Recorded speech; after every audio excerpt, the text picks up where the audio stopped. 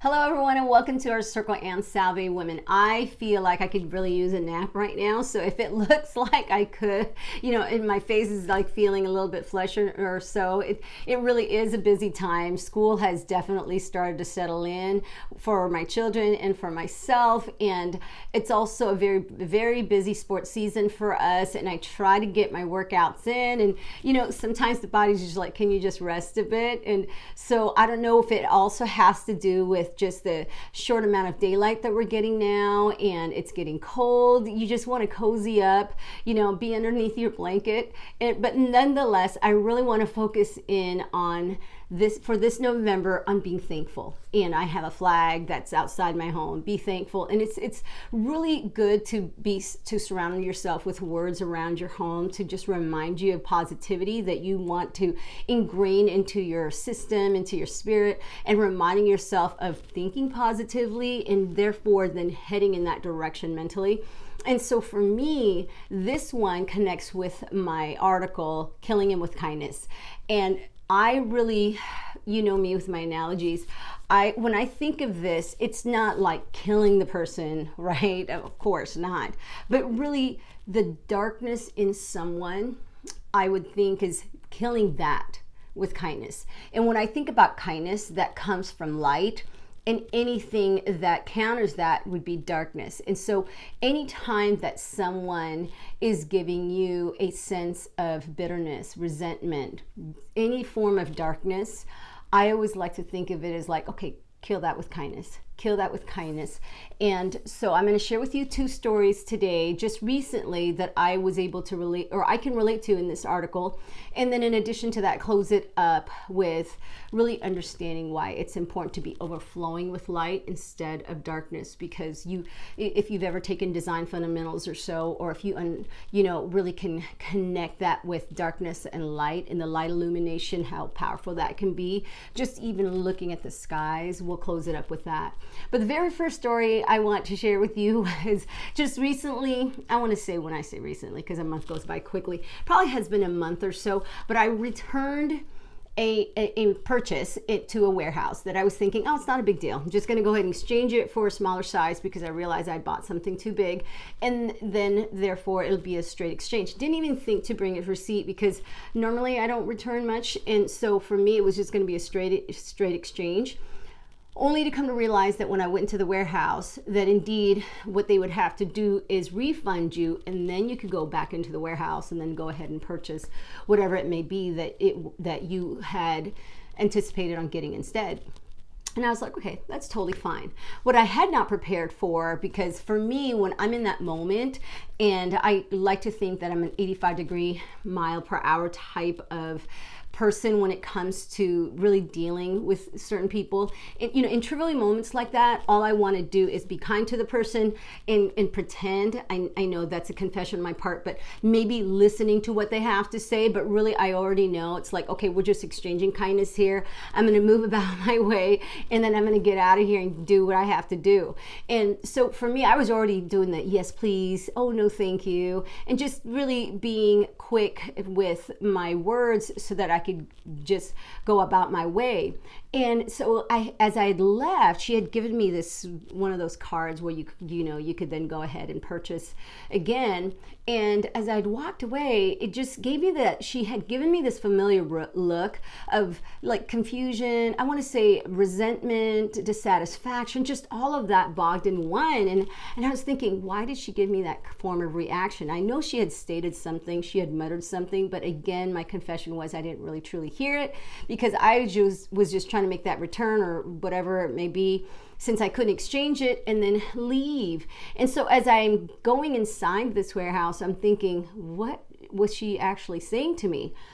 And it hit me that she was stating in a very firm way, well, because you don't have your receipt, this purchase is now on sale, and so you're going to have to get it at sale price. And I know she could have said that kindly, but perhaps she was penalizing me for not having a receipt. And perhaps there's a lot of people who do these things, because I have seen someone who would return, who I kid you not, returned like a fourth left of a key lime pie because they were dissatisfied with it. And I was thinking to myself, like, who does that? And then it was like clear to me that there are people who do that. And then I realized that, you know, they don't sell Christmas trees anymore. So for those of you who buy Christmas trees, because in the past, people would return them once they've died. And I think myself, how many of us have killed Christmas trees or any tree or any plant for that matter, and yet you return it to, you know, wherever you purchased it at because it was their fault for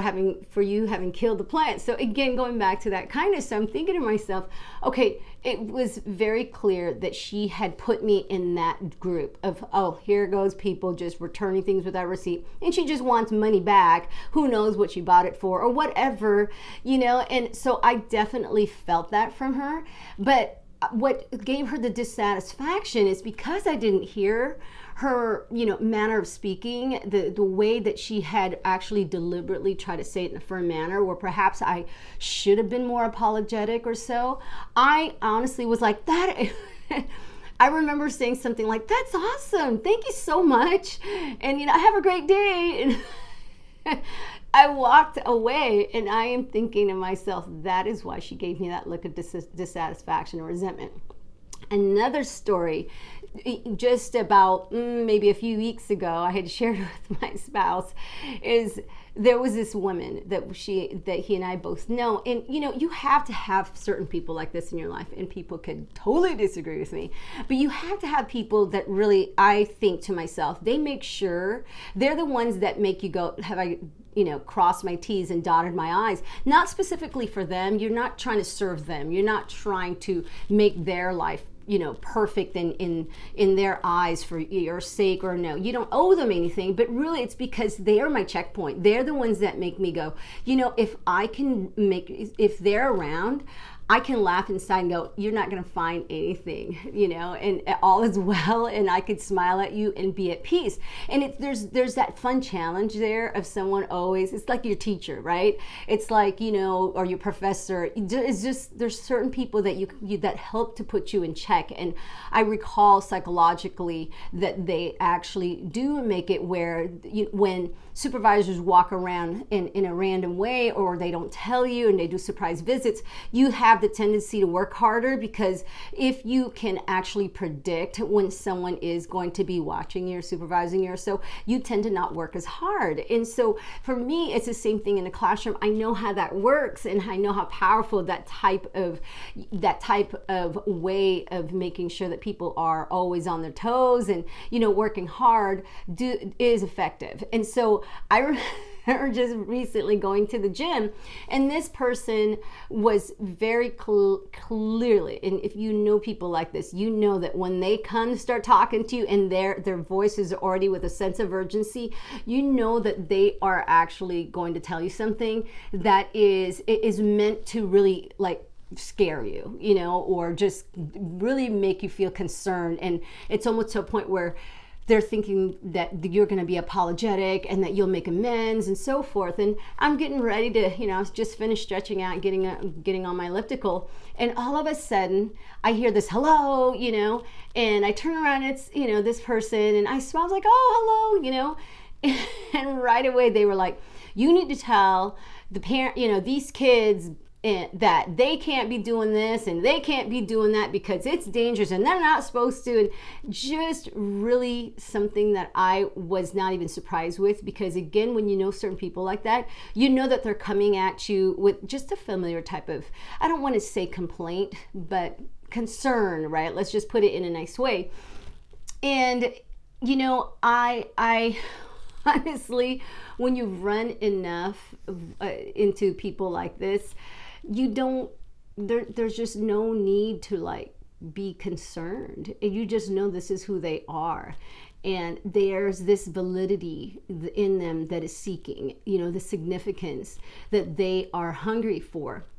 And so I turned, and, you know, and I turned around and I calmly said, you know what, have you talked to the owner about this? Yeah, absolutely. If they are not behaving in this manner that they should, definitely the parents need to be told. And therefore, I would definitely go to the owner about this and tell the owner, and so that they could address this right away, because if they're doing something, that is dangerous or not appropriate, they need to be told.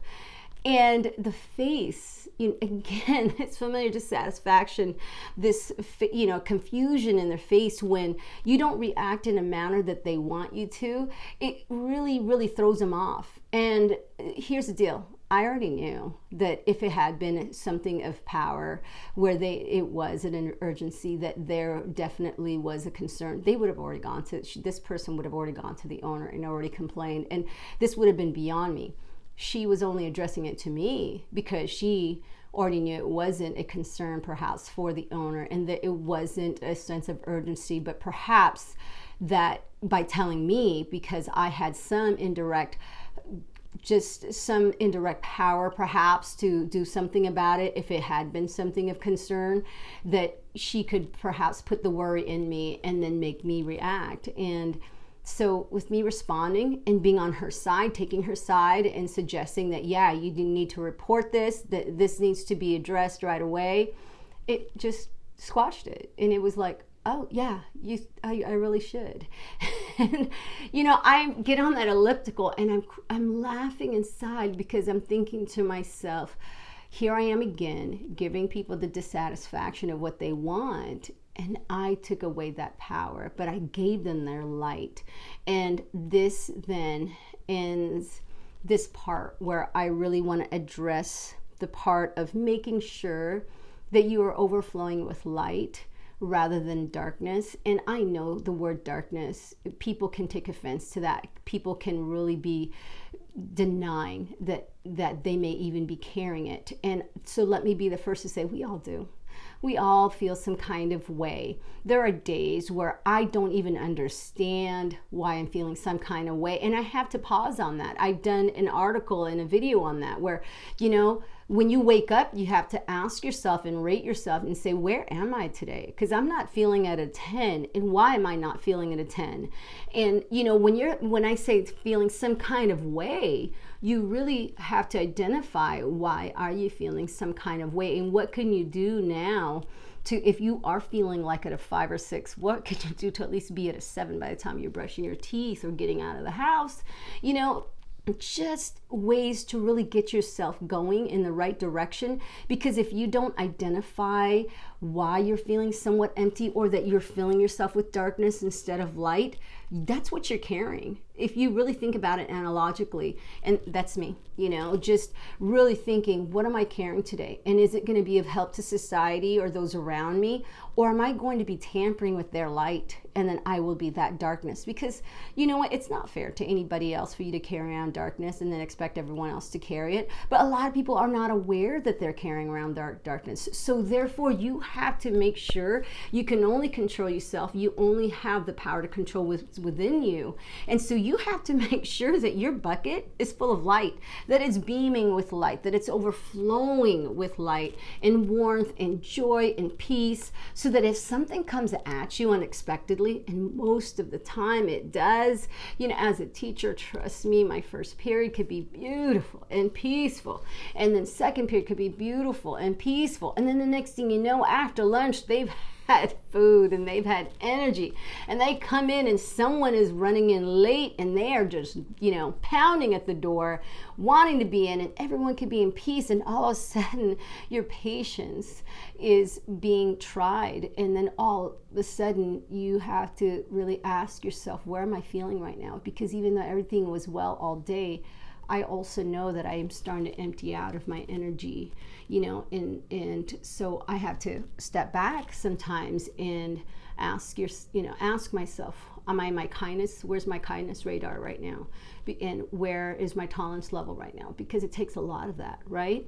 And when you're interacting with people all day long, or even if you haven't been all day and you've been ingrained in your own work, whether you're a student, you're well into your career, or well into whatever business you're in, and that moment where someone runs into you, you have to then be prepared to say to yourself, whatever's spilling out of them, I have to return it and reciprocate it with love, patience, kindness, and understanding, and really be about that. And whether you could give them hope, joy, peace, whatever it is that you have in your bucket to give to them, the more goodness you have in you, the better. And you think about that. I recall in design fundamentals in college when I learned that black and white are really more of a tone and tint. It's not actually a color, which is interesting to me, but we all know, generally speaking, that we see it as color, because some people love the color black, some people love the color white, it's their favorite color, and so that is accepted. But we know that when you add black into something, it tends to then create more of a tone, and when you add white into something, it creates a tint, and it brightens it up.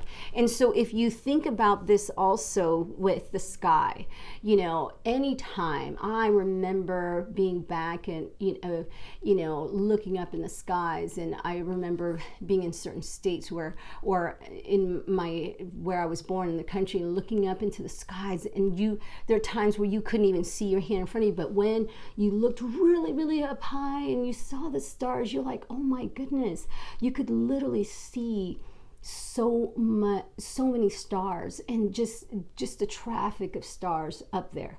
But then where all of a sudden there's light illumination, and I believe it's called light traffic, all of a sudden the stars disappear, and then the darkness disappears, because there's no more blackness in the sky, just with the presence of light. And so darkness is just the absence of light, but as soon as light enters darkness, it just, all of a sudden, light is just so powerful that even just a peak of it, a crack of it, just a smidget of it, changes the darkness into all of a sudden visibility, and you can see around you. And so you have to look at it with people that way, is that some of them, they're so familiar with darkness that that's all they know, and they can sniff it out of people, or that their trust is at that level where they only assume that everyone has the dark intent instead of an intent of light. And so they're walking around always judging, and we do it. You can't say that perhaps you can, and good for you. But for me, I know there are moments where it's difficult for me not to judge, because our brain has shortcuts, and we just know that there are certain ways about people that is easier for us to predict than to play blindly about it. And so I know that when that cashier at the warehouse was assuming, I was just one of those irresponsible people, probably just, who knows, that the purchase I was making, if I actually did purchase it, I don't know what she was thinking, but just the way that she was stating it in her manner of form of words, it was very much not a friendly one. And also the lady at the gym that I was working out at, this woman I've always known is out to look at all the wrongs around her. And again, we actually need to be okay with that, because in knowing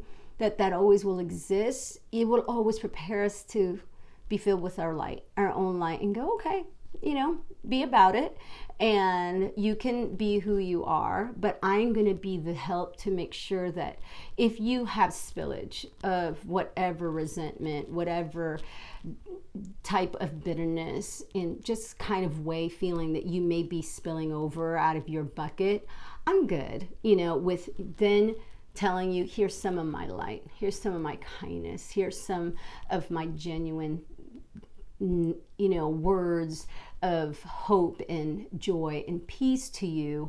And no matter how they take it, I feel that then they are not able to give you anything of their darkness that would take over, because it would have to take a lot of darkness. Think about your tone and tint.